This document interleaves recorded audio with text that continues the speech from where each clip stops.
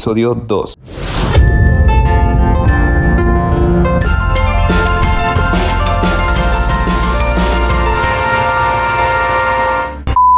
Bienvenidos al podcast LGBTQ, en el cual continuamos platicando sobre la diversidad sexual.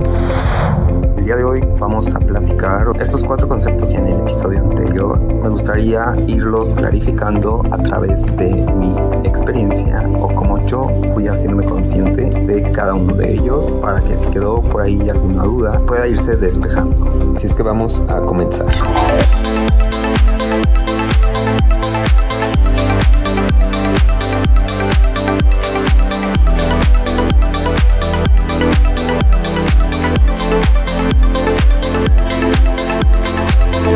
La historia comienza cuando yo voy a la primaria. Recuerdo que estuve hasta el 2º grado en una escuela en la cual yo pasaba desapercibido. No recuerdo haber sufrido bullying aquí, pero sí recuerdo que no tenía amigos. Recuerdo que aquí no hubo ninguna señal de bullying, pues yo era un niño más que asistía al colegio. Pero en mi casa yo tuve la fortuna de poder vivir muy cerca de algunos de mis primos. Entonces éramos 6 niños los que jugábamos normalmente, 3 niños, 3 niñas. Nunca estuvo definido total o por completo un juego como lo que antes se decía de niños o de niñas. O sea, podíamos jugar a los Power Rangers, podíamos jugar con nuestras bicicletas, podíamos jugar a la maestra, a la cocinita. Entonces yo por eso creo que estos sentimientos de no pertenecer a algún lugar los tuve hasta más tarde. Para 3er grado me tuve que mover de casa, entonces me cambiaron a una primaria en la que todo comenzó. Aquí yo recuerdo que empecé a sentir lo que era el bullying y me empezó a hacer mucho ruido. Lo que todos decían de mí es: Oscar es niña. Obviamente la cabeza de un niño no entiende el por qué dicen que soy niña. Yo tenía quizá la malicia o la mente, o ningún niño creo que la tenga, de entender el por qué decían que yo era niña. O sea, a mí me lo decían, pero pues yo no sabía por qué me lo decían. O sea, yo decía, pero no soy niña. Nunca me lo habían dicho, entonces para mí esto sí era algo muy intrigante y a la vez me hacía sentir, obviamente, no perteneciente al grupo. Recuerdo que era súper introvertido, o sea, nunca me gustaba participar, evitaba siempre como darme a notar, ¿sabes? O sea, entre más desapercibido pasara, era mejor para mí. Obviamente yo odiaba las clases de educación física porque en alguna ocasión me tocó ser el portero jugando fútbol. Y recuerdo que desde ahí se me generó el porqué de hasta hoy en día. Es un deporte que prefiero no mirar y no hacer. Tengo muy marcado el recuerdo que ese día me sacaron el aire porque me dieron un balonazo en el estómago. Ha sido horrible, entonces a toda costa intentaba no darme a notar. Obviamente en los cumpleaños, en las fiestas de que todos escuchabas cómo se iban a reunir el fin de semana, pues como que yo era súper ignorado. Típico que cuando todos hacen equipos yo era el último que elegían. Así fue muy feo, sentí muchísimo rechazo desde 3º de primaria. Obviamente esto conllevó a salir mal académicamente. Y cuando un día me tocó llevar las calificaciones a que mis papás las revisaran, pues aquí sí se me armó la Tercera Guerra Mundial.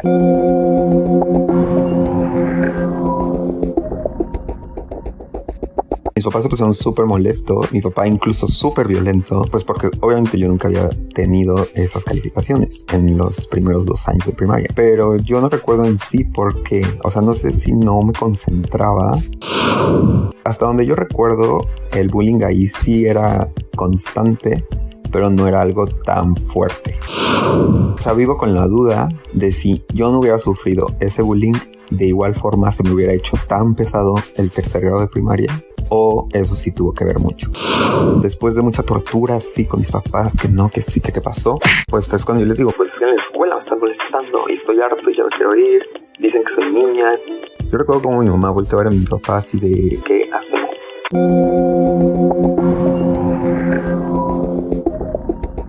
Ya de ahí yo no supe más. Solamente no sé cuántos días después mi mamá me dijo que quería ir a platicar con mi maestra y que a la salida la esperara por el salón porque tenía que decirle algo. Ese día yo tenía una angustia en la panza. Recuerdo que era como decir, ¿pero qué va a pasar? ¿Me van a expulsar? ¿El bullying se va a multiplicar? ¿O qué es lo que va a suceder? Esto quiero compartir que es una emoción, una forma en la que vives diario, en la que es un horror ir a la escuela, en la que yo era feliz de las 2 de la tarde que salía a las 8 de la noche que me dormían. Era súper feliz y como a las 7:30 que ya empezaba el ya ven a bañarte, desde ahí empezaba mi ay, otra vez mañana. O sea, era un sentimiento muy feo con el que tienes que vivir muchos años, ¿no? Pero repito, aquí ni siquiera tú sabes por qué sufres. Un ejemplo que leí por ahí en algún libro alguna vez que decía, cuando tú eres el gordito del salón y te dicen gordo, sabes a qué se refieren.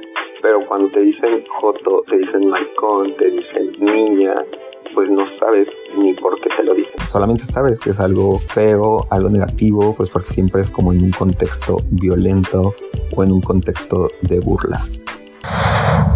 No sé bien, no tengo muy claro cómo fue, pero mi mamá terminó un día con esta señora y yo sentado fuera del salón como escuchando qué es lo que iba a suceder. Escuché que le contó de una forma muy pacífica. Mi mamá es la persona más linda y más pacífica del mundo, pero sí le estaba diciendo que ella estaba preocupada porque yo nunca había salido con esas calificaciones, que aparte yo le había dicho que estaba sufriendo acoso escolar, lo ahora llamado bullying.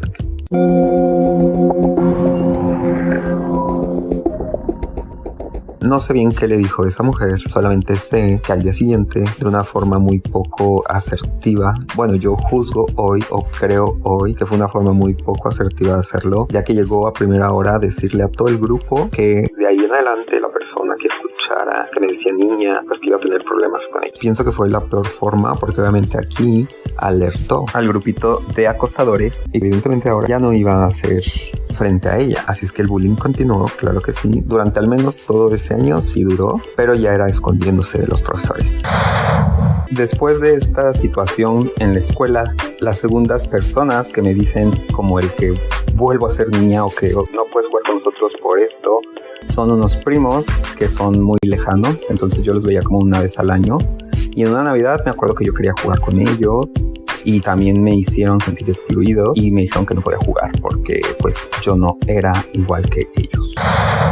Todavía recuerdo que un día estaba súper en tendencia el Messenger y como yo estaba tan empeñado en que no quería ser o quería demostrar que yo no era una niña, le escribí a uno de ellos, le pregunté, le di a entender que por qué no querían jugar conmigo. Y con la mano en la cintura me respondió que porque yo era diferente a ellos y yo así de pues, ¿qué es lo diferente?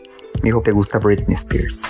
Y yo así de, pero X, no me gusta tanto. Y él, sí, porque a los niños no nos gusta Britney Spears. Entonces aquí vengo a resaltar qué es lo que cada padre le enseña a sus hijos. Me pregunto ahora, ¿qué le estaba enseñando ese tío a esos niños que decía en su casa para que ellos ya pensaran que un artista es de hombres o de mujeres? ¿Me explico? En fin, entonces yo recuerdo que aquí es cuando yo empecé a estar enojado conmigo mismo. Me preguntaba en las noches, ¿por qué tienes que ser así? Y estaba empeñadísimo en que nadie volviera a decir eso de mí. ¿Y qué es lo que hice? No puedo decir que lo intenté reprimir porque ni siquiera estoy seguro, más bien estoy seguro que para ese entonces yo ni siquiera sentía atracción ni por los hombres ni por las mujeres. Simplemente era un niño que quería divertirse, que quería jugar. O sea, la sexualidad se despierta hasta la adolescencia.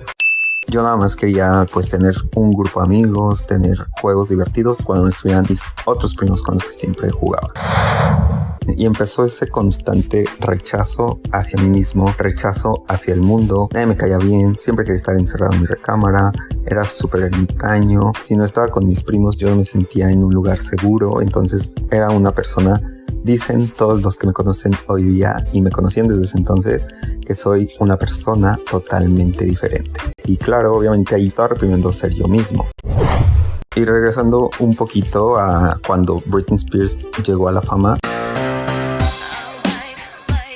yo recuerdo que verla en ese programa fabuloso de los 10 más pedidos de MTV, para mí era como wow. O sea, yo iba a la escuela y claro que no tenía amigos, pero escuchaba como los grupitos platicaban y pues yo veía que para los hombres era como la fantasía, pero comenzaba la edad en la que ya empiezan a mirar a las mujeres con otros ojos. O bueno, al menos yo no sé si ese grupito era muy acelerado o realmente a esa edad ya correspondía. Pero yo sabía en el fondo que yo a Britney la veía de otra forma a cómo escuchaba que la veían todos. Yo la veía como de wow, qué impresionante cómo baila. Y era un impacto para mí. Cuando este primo me viene a decir que el Britney solamente le gustaba a las niñas, es cuando yo digo, chin. Esto es algo malo, algo de vergüenza, algo que no debería gustarme, algo que yo no debería hacer. Entonces lo que hacía era escucharla con culpa, intentaba esconderme, o sea, no lo hacía de la misma forma como yo lo hacía antes. Podemos ver que es ahí donde se van inyectando los prejuicios. ¿Por qué? Porque cuando yo la vi por primera vez fue como wow, pero cuando empecé a escuchar los comentarios es cuando empecé a meterme eso en la cabeza de no tendría por qué gustar. Baby, one more time. Pero regresando a la historia principal, los siguientes años ya no me tocó con ellos en el mismo salón. Yo ya no recuerdo bullying ni calificaciones reprobatorias en cuarto, quinto y sexto. Únicamente fueron en tercero de primaria. De ahí todo regresó cuando llegué a la secundaria. Y déjame anticiparte que fue el peor bullying que jamás hubiera podido imaginar. Eran unas cosas que a la fecha digo, malditos. O sea, ¿cómo se atrevían a hacerlo? Pero de una forma súper cobarde. Solamente estando en grupo. Cuando estaban por separado, claro que nadie me decía nada. Pero cuando estaban juntos, era algo que yo prefería literal ir a dar una vuelta gigante antes de pasar enfrente de ellos. Un paréntesis aquí, y a los 4 me los he encontrado de ahora que ya soy tan abiertamente homosexual y con todos estos temas tan trabajados y que yo ya tengo seguridad de quién soy. A los 4 ya me los encontré en diferentes situaciones y déjenme decirles que la vida es muy justa. No es que viva con el rencor, pero claro que nunca se te olvida eso, porque también los 4 intentaron acercarse, preguntarme si yo no recordaba quién era él. Entonces tuve la oportunidad de contestarles como se lo merecía. El bullying siguió corriendo todo el año de secundaria. Ahí yo ya no le dije nada a mis papás, pero continuó. Un día llega mi mamá y me dice, te voy a llevar con una psicóloga, quiero que platiques con ella. Yo pienso que lo que ella veía en mí quizá era que todo el tiempo estaba enojado, que era súper antisocial, o no sé qué es lo que ella veía, pero tal que me dice, quiero que platiques con ella y puedes saber cómo te sientes. Total que voy con esa persona, la cual puedo decir hasta el día de hoy que fue la luz en mi vida. Fue la persona que me ayudó a definir y entender qué era lo que realmente me pasaba. Recuerdo que muchas veces me dijo en terapias súper emotivas después de muchos meses, o sea, no fue que llegué el primer día y la terapia ya después de una hora fue de, es que eres homosexual. O sea, no, fueron meses de terapia. Yo ni siquiera tenía eso en el radar, pero ella, no sé, quizás sus conocimientos la hacían sentir que había algo dentro de mí que yo no quería aceptar del todo. Empezamos con una terapia súper interesante de la hipnosis, hasta que un día yo le dije, oye, pues es que creo que soy homosexual. Entonces ella me dijo, pues es que tenemos que estar seguros si lo eres o no lo eres. Literal, aunque suene a broma, aunque suene a... ¿Cómo te pudo decir eso? Sí, me lo dijo tal cual. Tenemos que cerciorarnos que eres homosexual. Quiero añadir que las terapias de hipnosis eran después de que yo le dije estas supuestas sospechas, porque a ella lo que le interesaba era saber si yo en verdad fuera un gay de nacimiento y no una persona que tuviera más bien una distorsión por algún trauma o alguna agresión sexual en la infancia. Regresando a esa terapia, ella me dice, tienes que probarlo. O sea, si es algo que te está llamando la atención, tienes que hacerlo. Y pues obviamente yo le iba a hacer caso a mi psicóloga. Yo hoy les puedo decir que no creo que eso se tenga que cuestionar. Quizá ella me lo decía de esa forma para darme confianza, pero si eres heterosexual, pues nunca vas a tener esa curiosidad. Por decir un ejemplo, en la comida. La mayoría de las veces no necesitas probar algo para saber que no te gusta, o lo pruebas y resulta que te encanta. Yo hoy sé que si te empieza a llamar la atención es por algo. Que lo reprima mucha gente es distinto. Pero yo pienso que cuando pasa es porque hay algo de homosexualidad, de bisexualidad, de muchísimas orientaciones más allá de la heterosexualidad. Entonces el comentario de tal persona se volvió gay, se volvió lesbiana, o sea, es algo que sobra, es algo que no puede pasar. Simplemente yo llevo 15 años, entre comillas, siendo homosexual y en ningún momento yo he dicho, ya qué hartazgo los hombres. Entonces que la gente diga, es que se aburrió de las mujeres y por eso ahora se hizo homosexual. Es algo que los deja ver súper ignorantes, entonces eviten decirlo, porque simplemente ¿cuántos años tienen ustedes? Y alguna vez han sentido, obviamente si son heterosexuales, han sentido esas ganas? ¿Alguna vez llega ese hartazgo? Claro que no, claro que no. Eso más bien, desde mi punto de vista, llamándolo por su nombre, es una persona que estaba en el closet y que no había explorado su parte bisexual o su parte homosexual. Pero yo no creo en esas transformaciones de Pokémon, o sea, no existen. Y mucha gente me dirá, pero tú estuviste con una mujer, entonces te volviste homosexual.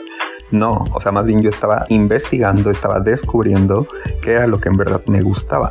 Pero la gente no se vuelve, no evolucionamos. No es de ahí ya me aburrí, pues ya me voy y ahora me gusta esto.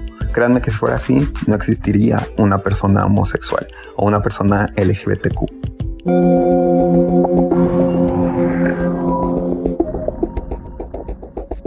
Total que ahí voy, le hago caso a mi psicóloga, claro que sí.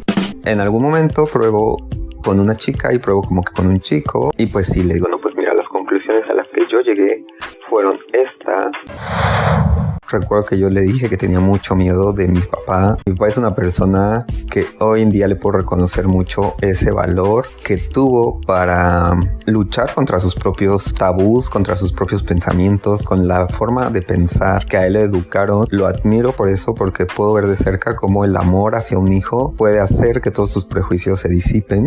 Y al contrario, ahora el señor es un súper hetero aliado. Así se les dice a las personas que no son homosexuales, pero que súper apoyan la causa.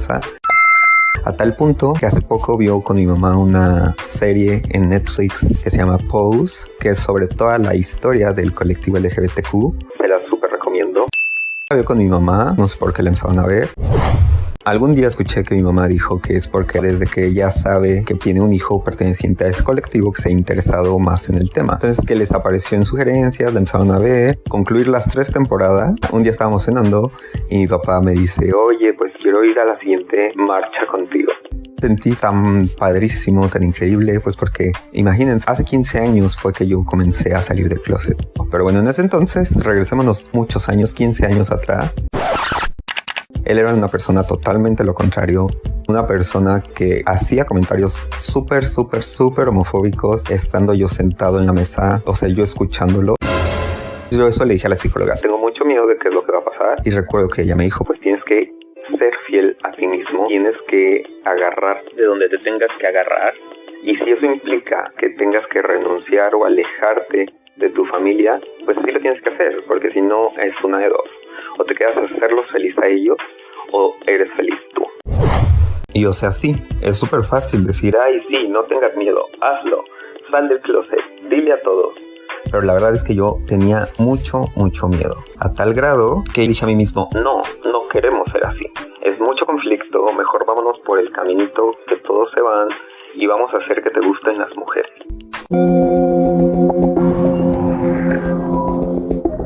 Obviamente a la primera oportunidad que tuve de una atracción con una mujer fue que hice todo porque anduviéramos. No quiero decir con esto que a ella la utilicé, porque más bien yo quería forzarme. O sea, yo jamás estuve con ella y por acá probando con los hombres. O sea, yo estaba decidido a no ser homosexual.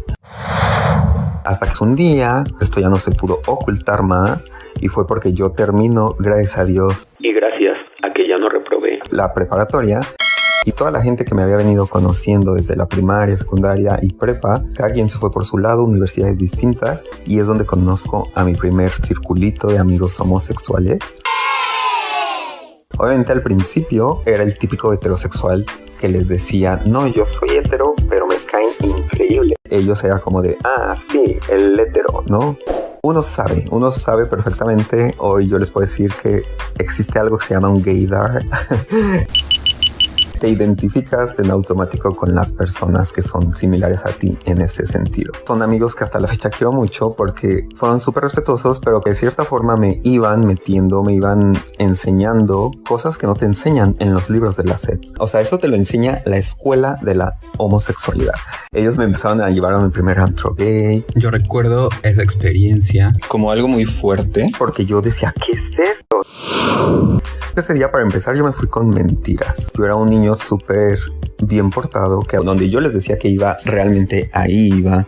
O sea, nunca les había mentido sobre con quién o dónde iba a ir. Siempre era de los hijos a los que sus papás recogen en las fiestas. Y chistes que con ellos, desde el momento en que me dijeron, vámonos a Zona Rosa, La zona rosa son un conjunto de calles en la Ciudad de México que tienen mucha fama por justamente ahí tener los mejores, bueno, en ese entonces eran los mejores bares, los mejores antros, los mejores lugares de encuentro gay. Entonces, sin haber ido nunca, ya sabía a lo que yo iba. Tenía mucha emoción por ir, pero tenía ese mismo vacío en el estómago de cuando mi mamá fue a hablar con la maestra. Total que llegué a ese lugar, me acuerdo perfecto que se llamaba 1230. Era un lugar súper aburrido, pero para mí era como wow, ¿saben? Nunca había visto tantos homosexuales aglomerados. Yo me sentía como en un museo, así de ¿qué es esto? Era algo que estaba anonadado, pero ese mismo anonadamiento se me quedó como con un miedo. Yo sentía que en el momento en que saliera de ese lugar, mis papás iban a estar afuera. Yo sentía que esa noche iba a explotar todo, pero no fue así. Continué con estos amigos muchos semestres hasta que un día uno de ellos, yo no sabía que le gustaba, y un día fuimos a una fiesta, estábamos como en una casa, en una reunión, y me pidió que si lo acompañaba a un lugar para comprar cigarros, tal que vamos, y justo cuando estábamos subiéndonos al auto me empezó a besar. Entonces yo me quedé así como, eso era lo que en verdad me gustaba. O sea, lo que yo sentí fue algo que no había sentido con las mujeres al besarlas. Entonces empezamos a besarnos y todo, y pues ya reaccionó, y recuerdo que me quedé como súper frío, así de ¿qué es lo que acabo de hacer, no? Él me acuerdo que me dijo, yo soy bisexual, y yo así de yo también soy bisexual. Así nos quedamos como que será un semestre más, los dos jurando que éramos bisexuales, hasta que ya después, conforme pasaron los meses, pues fue que dije, eso de la bisexualidad era una total farsa, era un salir a medias, era como de, pero también me gustan las mujeres, ¿saben? O sea, como me gustan los hombres, pero también las mujeres, como tratar de minimizar. Así es como yo lo vi, así es como yo tomé la bisexualidad.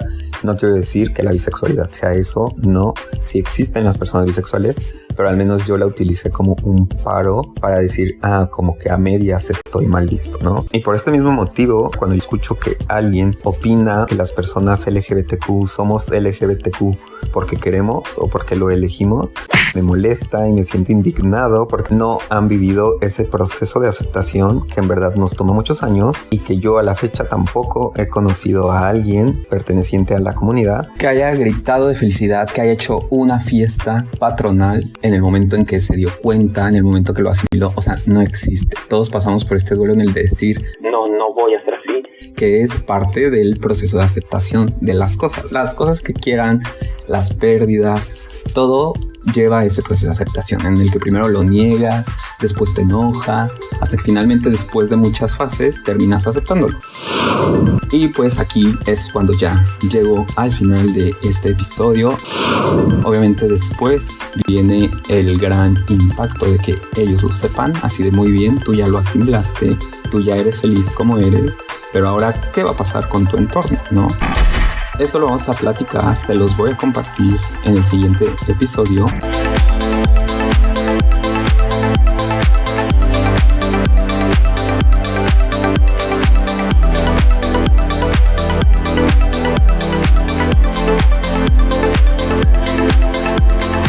Llegamos aquí y ustedes dirán, ¿y en qué momento nos dijo su orientación, su identidad, su expresión y su sexo biológico? Mi sexo biológico es hombre, mi identidad de género es hombre porque me percibo hombre. Así es que al coincidir el sexo biológico y la identidad sexual, se considera que soy un hombre cisgénero homosexual porque mi orientación sexual es hacia otro hombre. Y mi expresión del género es algo muy variado, es algo a lo que yo no le presto mucha atención. O sea, yo no me arreglo en las mañanas y me digo, hoy me voy a ver masculino, hoy me voy a ver femenino, hoy me voy a ver no tan masculino o no tan femenino. Lo pude definir después de muchos años, después de muchas terapias y mucha autoaceptación, por lo que, para concluir, ahora sí, algo que a mí no me suena halagador es no pareces homosexual o casi no se te nota que eres homosexual. ¿Por qué? Porque honestamente nadie está intentando aparentar ser heterosexual. No cumplir con lo cisnormativo no es malo, así como cumplir con ello tampoco debe ser un motivo de felicitación. Así que les invito a deconstruir este tipo de asociaciones como masculino, hombre, femenino, mujer. Déjenme saber sus comentarios, dudas, preguntas a través de las redes sociales. Las encuentran como @el_podcast LGBTQ. Voy a adicionar un link en la descripción del episodio para que puedan llegar a cada una de ellas.